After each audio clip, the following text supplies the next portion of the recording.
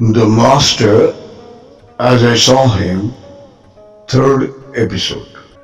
The conflict of ideals. He knew nothing of Vedanta, nothing of theories.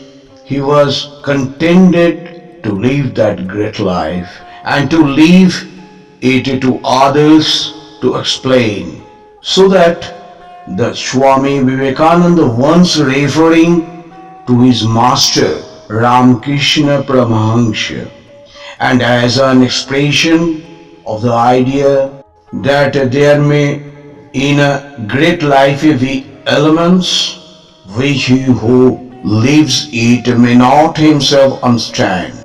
The words have often come back to me in reference to his own career. In the West, the Swami had revealed himself to us as a religious teacher only. Even now, it needs but a moment's thought, and again one sees him in the old lecture room on the seat slightly raised above his clutch. And so, enthroned in Buddha-like calm once more in a modern world, he heard through his lips the voice of the far past, but renunciation, the thirst after freedom, the breaking of bondage, the fury of purity, the joy of witness, the mergence of the personal in the impersonal, these and these alone had been the themes of that discourse. It is true that in a flash or two one had seen a great patriot, yet the sacred signal is sufficient where destiny calls. The moments that one from the turning point of a life may pass before the eyes of 100 spectators unperceived. It was as the apostle of Hinduism, not as a worker for India, that we saw the Swami in the West. Oh, how calm, he exclaimed, would be the work of one who really understood the divinity of man. For such there is nothing to do, save to open men's eyes. All the rest does itself. And out of some such fathomless peace had come all that we had seen and heard of him. From the moment of my landing in India, however, I found something quite unexpected underlying all these. It was not Ramakrishna Paramahansa, not even the ideas which are connected with him that formed so strange a revelation here. It was the personality of my master himself in all the filipless torture and struggles of a lion cut in a net. From the day that he met me at the ship's side till that last serene moment when at the hour of cow-dust he passed out of the village of the world, leaving the body behind him. Like a folded garment, I was always conscious of his element inwoven with the other in his life. But wherein lay in struggle, whence came the frequent sense of being baffled and thwarted? Was it a growing consciousness of bodily weakness, conflicting with the growing clearness of a greater purpose? Amongst the echoes that had reached his English friends of his triumphal receptions in India, this had been the note carried by a man friend to my own ear. banished to the Himalayas with shattered health. At the very moment when his power had reached its height, he had written a letter to his friend, which was a cry of despair. And some of us became eager to know any steps that might make it possible to induce him to return to the West and leave his Indian undertakings other shoulders. In making such arrangements, how little must we have realized of the nature of those undertakings or of the difficulty and complexity of the education that they demanded. To what was the struggle actually due? Was it the terrible force of translating what he had called the superconscious into the common life? Undoubtedly, he had been born to a task which was in this respect of heroic difficulty. Nothing in this world is so terrible as to abandon the safe paths of accepted ideals in order to work out some new realization by methods apparently in conflict with the old.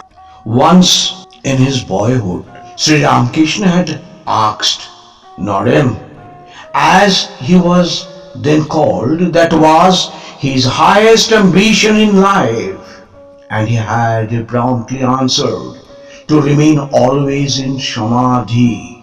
His master, it is said, received this with a smile.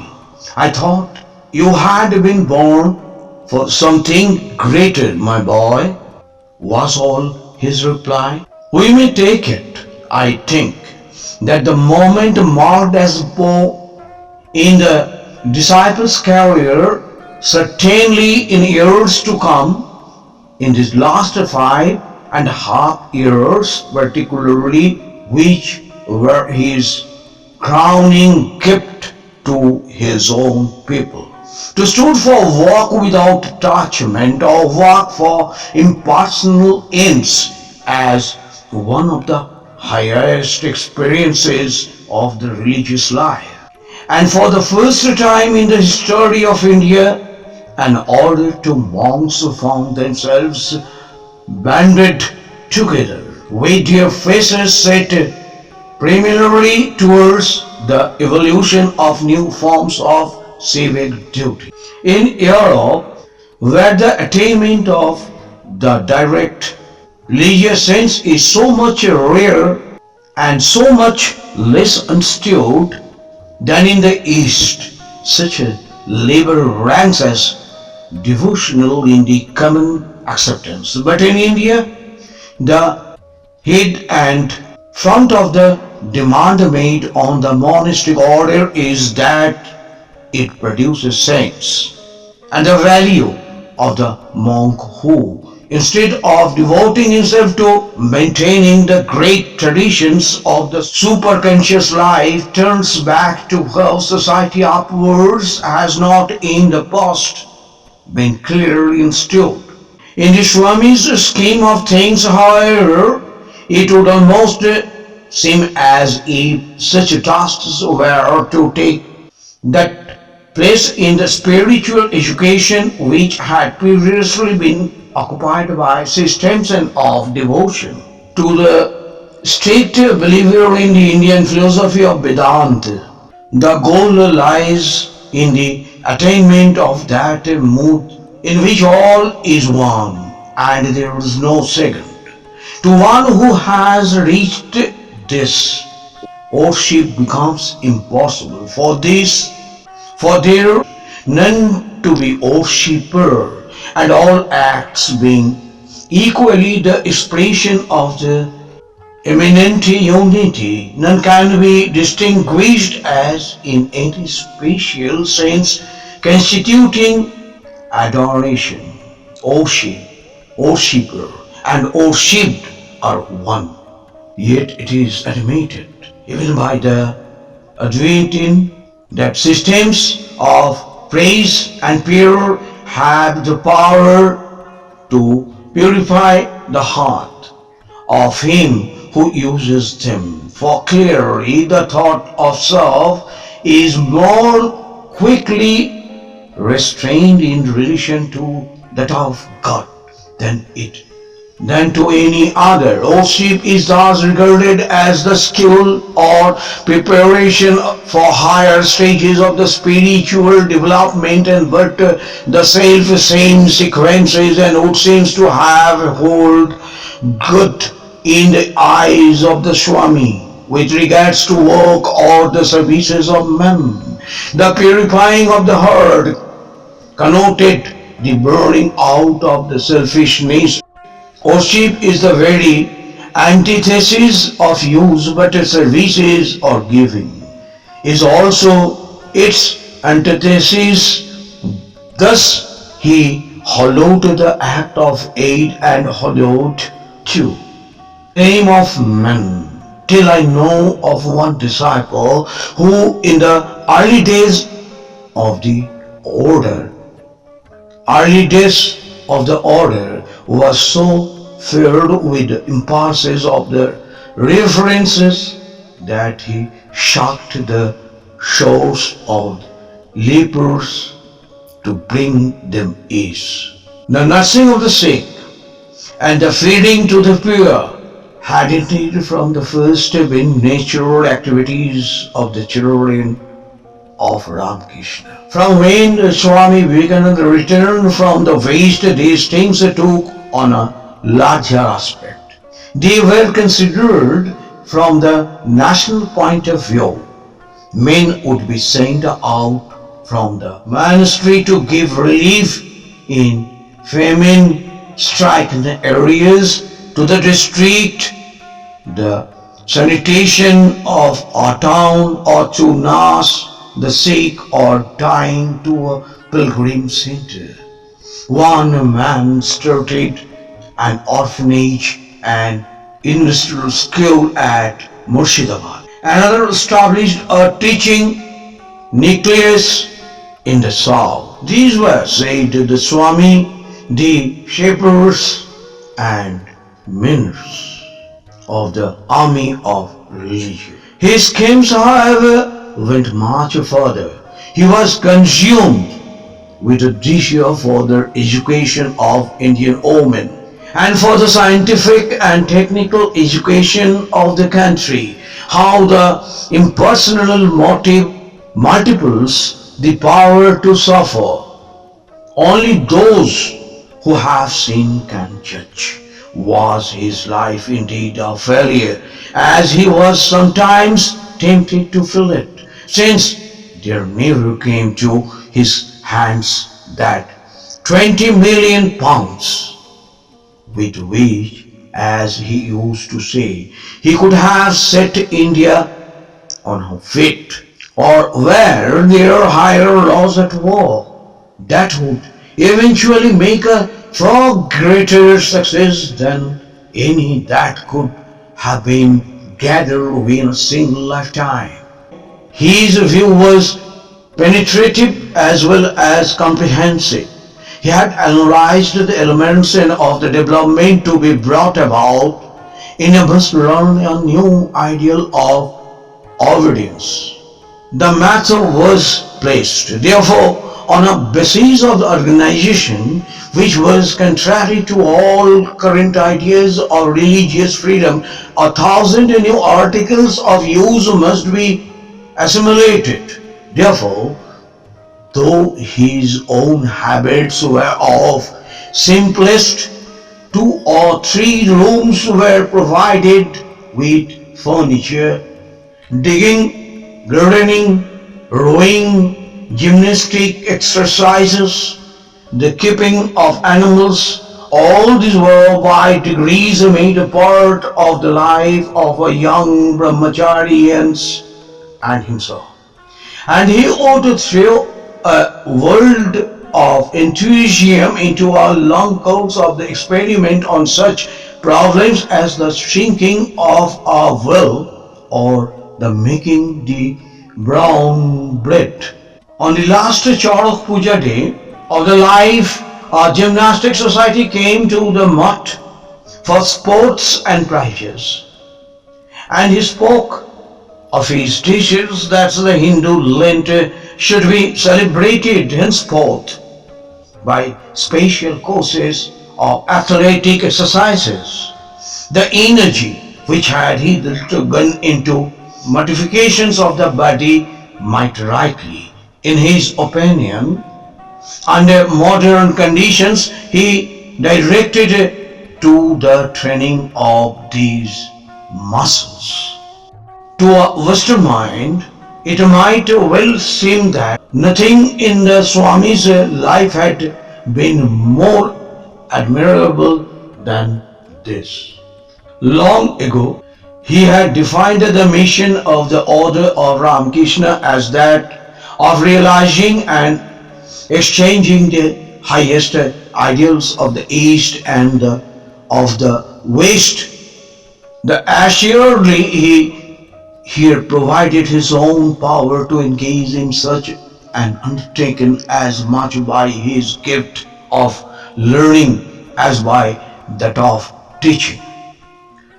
But it was inevitable that he himself should from time to time go through the anguish of the revolt of the Hindu ideals of the religious life as conflictions and on earth of that of great God of divine Empyrean, the unmoving, the untouched, pure, free air of witness, is so clear and so deeply established that only to great cost to himself and could men carry it into a fresh channel. Has anyone realized the pain endured by the sculptor of a new ideal? The very sensitiveness and delicacies of perceptions that are necessary to his task, that very moral explanation which is as the chisel in his hand, are turned on himself in passive moments to become doubt and terror of responsibility. What a heaven of ease seems then to touch to such a soul, even the hardest and strainest of those lives that are unstored and authenticated by the imitative moral sense of the crowd. I have noticed in most experiences this consciousness of being woven out of two threads, one that is chosen and another endured. But in this case, the common duality took the form of a play upon two different ideals, of which either was highest in its own world, and yet each to those who believed in its value almost as a crime. With the Raja of Khetri, when he saw that his arms was bleeding profusely and found that the wound had been caused by a thorny branch which he had held aside for himself to push. When the Swami expostulated, the Rajput lifted the matter aside. Are we not always the different of the faith, Swamiji? He said, and then said the Swami telling the story.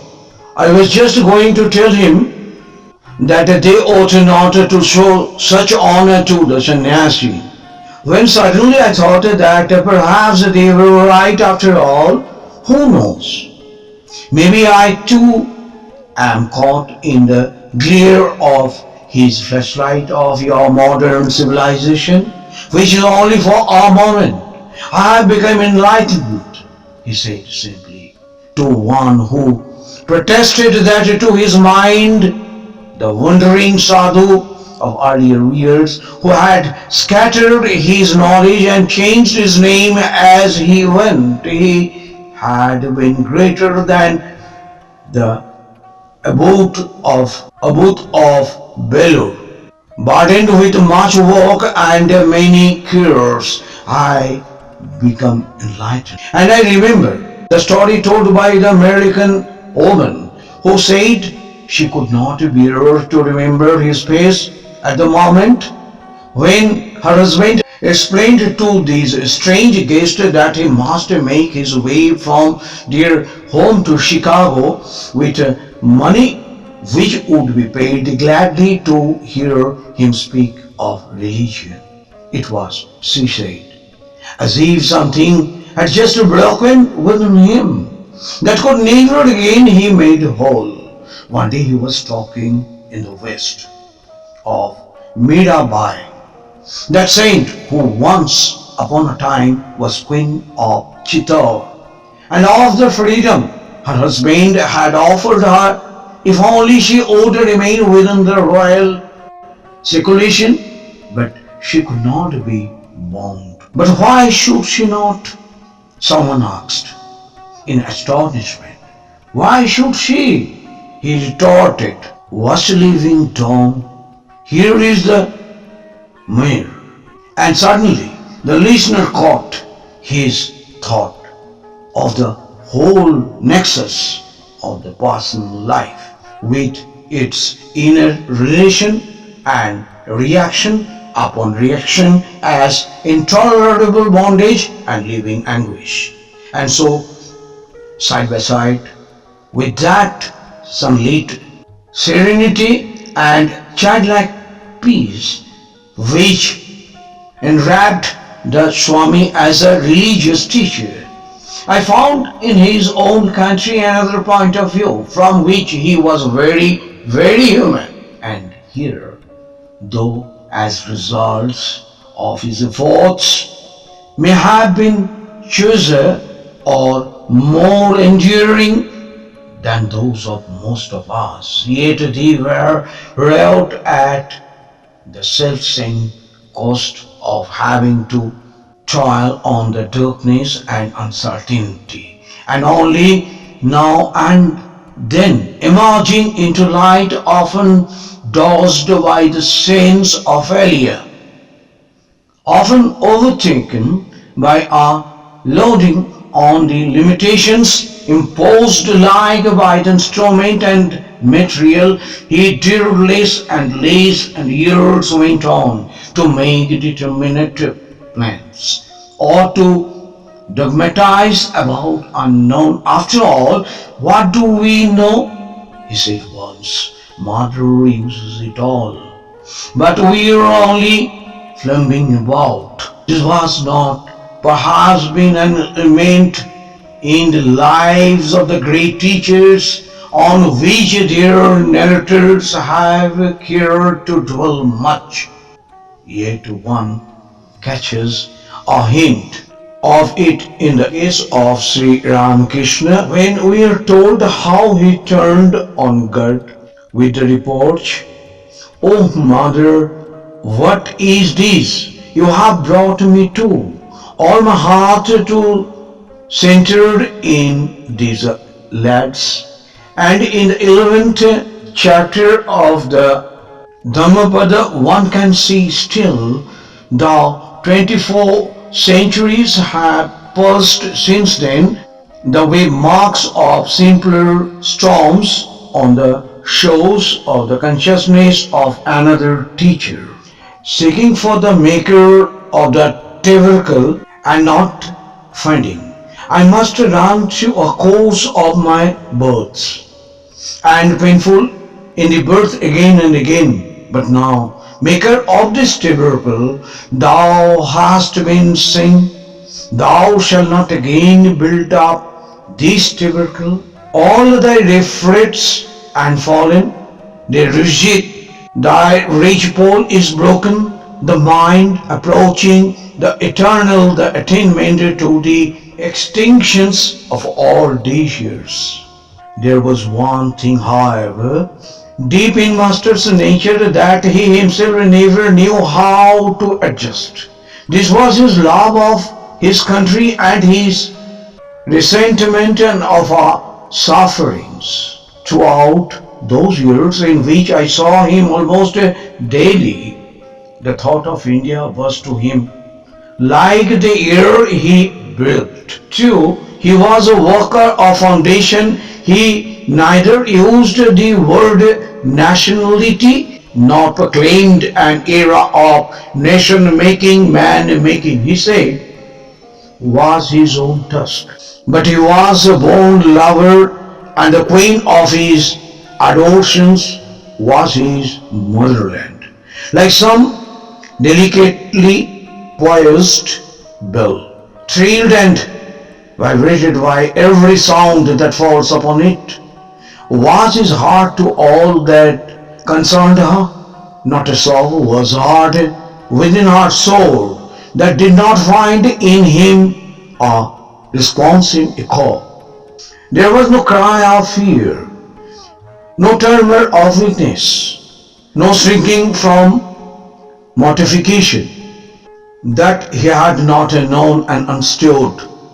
He was hard of her sins, unsparing of he went, unsparing of her want of worldly wisdom, but only because he felt these faults to be his own and none. On the contrary, was ever so possessed by the vision of her greatness. To him she appeared as the giver of English civilization. For what, he would ask, had been in England of Elizabeth in comparison with the Indian of Akbar? Nay. What would the England of Victoria have been? Would the wealth of India behind her? Where would have been her refinement? Where would have been her experiences? His country's religion, history, geography, anthology poured from his leaves in an inexhaustible stream with equal delight. He treated of details and of the whole, or so it would often seem to those who listened. Indeed, there would sometimes come a point where none who wished to remember what had been said already could afford to listen any longer, and still, with mind detached, one might note the unwearied stream of analyses of the laws regarding female inheritance or the details of the customs in different provinces or some abstruse system or metaphysics or theology, proceeding on and on for a couple of hours longer. In this talk of this, the heroism of the Rajput, the faith of the Sheikh, the courage of the Maratha, the devotions of the saints, and the purity and steadfastness of the noble woman all lived again. Nor would he permit that the Mohammedans should be passed over.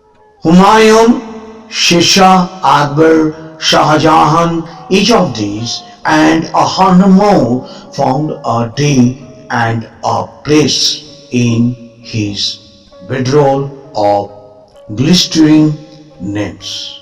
Now it was that coronations and songs of the Akbar, which is still sung about the streets in Delhi, that he would give us in the very tone of rhythm of Tanshin. Again he would explain how the widows of the Mughal houses never remarried, but lived like Hindu women, absorbed in worship or in study through the lonely years. At another time he would talk of the great national geniuses that decreed the birth of the Indian sovereigns and to be the Muslim fathers and of the Hindu mother.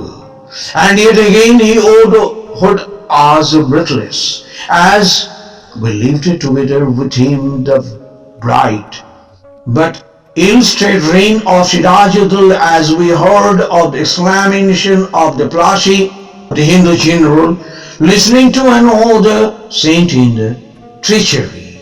Then is the day lost, the saw him plunge with his horse into the Ganges. And finally, we linger with the faithful wife clad in the white sari of the widow amongst her own people, through long years tending the lamp above the grave of her dead lord.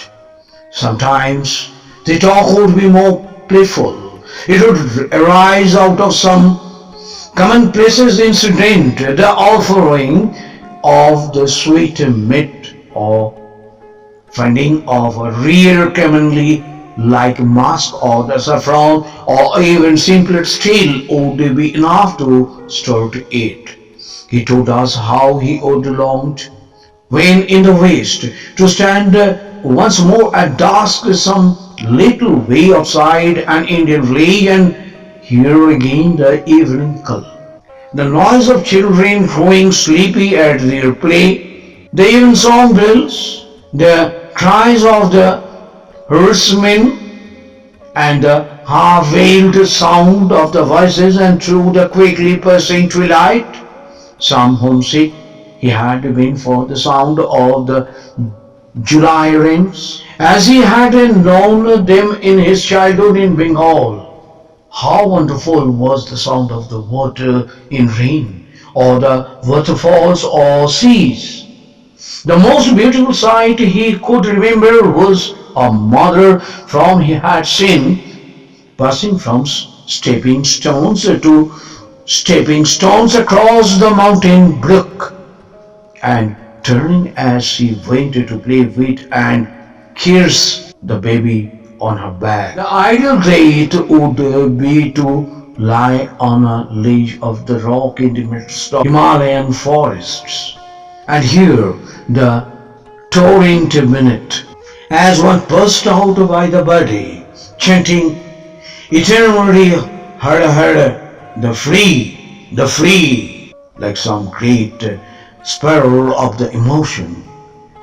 Its lowest circles had the first in life of the soul and the love of nature, its next embracing every possible associations of race, experience, history and thought, and the whole covering the centering upon a single definite point, was thus the Swami's workshop of his own land, and the point in which it was focused was conviction that India was not old and effete, as our critics had supposed, but young, right, with potentiality and standing at the beginning and 20th century on the threshold of even greater developments than she had known in the past. Only once, however, do I remember him to have given specific utterance to this thought. I feel myself, he said, in a moment of the great quiet. To be the man born after many centuries, I saw that India is young. But in Chip, this vision was implied in every word he ever spoke. It throbbed in every story he told, and when he would lose himself in splendid songs of apology of everything Indian, in fiery repudiations of false charges or the contemptuous criticisms, or in lying down for the others of the elements of a faith and love that would never be more than a pale reflections of his own. How often did the habit of the monk seems to slip away from him, and for the armor of the warrior stand revealed, but it is not to be supposed that he was unaware of temptations which all these implied. His master had said of him in these years of his first discipleship. It is still that there is a form of ignorance upon his mind. My mother was placed it there, that her work may be done, and it is thin as a sheet of tissue paper.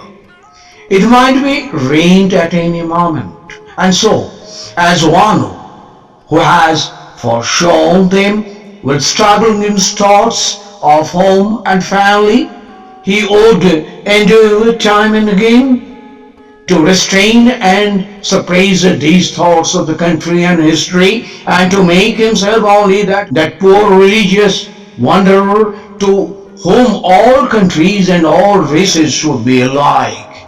He came back in Kashmir. Therefore, one of the great experiences of his life, saying with the simplicity as a child, there must be no more of this anger.